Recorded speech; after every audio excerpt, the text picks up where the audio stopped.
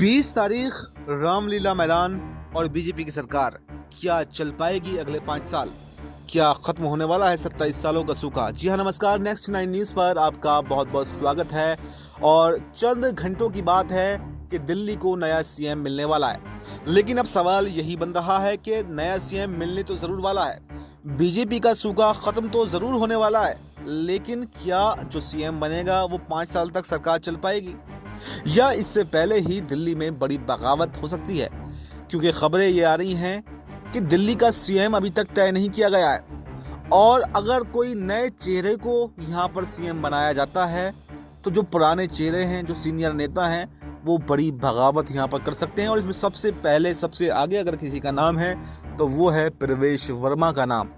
यानी प्रवेश वर्मा को अगर सीएम नहीं बनाया जाता है, जैसे अभी तक की खबरें हैं कि प्रवेश वर्मा का नाम सीएम पद की रेस में नहीं है, अगर ऐसा ही रहता है तो सिर्फ चंद घंटे ही हैं सीएम का ऐलान होने में, क्योंकि बीजेपी ने ये तारीख तो निश्चित कर दी है कि 20 तारीख को हम सीएम बनाएंगे, 4:30 बजे सीएम बनाएंगे, रामलीला मैदान में बनाएंगे। ये सब कुछ निश्चित कर दिया है, तैयारी जोरों शोरों से की जा रही है, लेकिन उसके बावजूद सीएम कौन होगा ये फैसला अभी नहीं किया गया है। तो ऐसे में जो प्रवेश वर्मा बीजेपी के कद्दावर नेता हैं, बड़े जोरों शोरों से दिल्ली का चुनाव लड़ा और बड़ी कामयाबी भी हासिल की, उसके बावजूद अगर उनको सीएम नहीं बनाया जाता है तो कहा यही जा रहा है कि प्रवेश वर्मा बड़ी बगावत कर सकते हैं।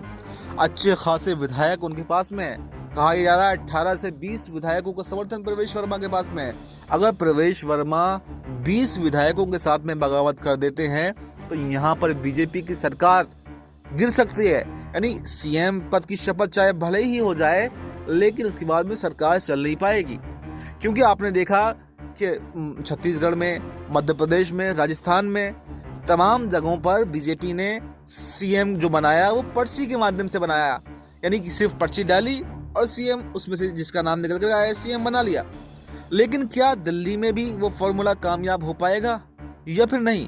क्योंकि जिस तरह से ये बात सामने आ रही है कि प्रवेश वर्मा का नाम सीएम पद की रेस में नहीं है, तो क्या प्रवेश वर्मा बगावत करेंगे? और अगर प्रवेश वर्मा बगावत करते हैं तो फिर क्या वो आम आदमी पार्टी के साथ में जाएंगे, या फिर कांग्रेस के साथ में जाएंगे, या फिर वो विपक्ष में बैठ सकते हैं?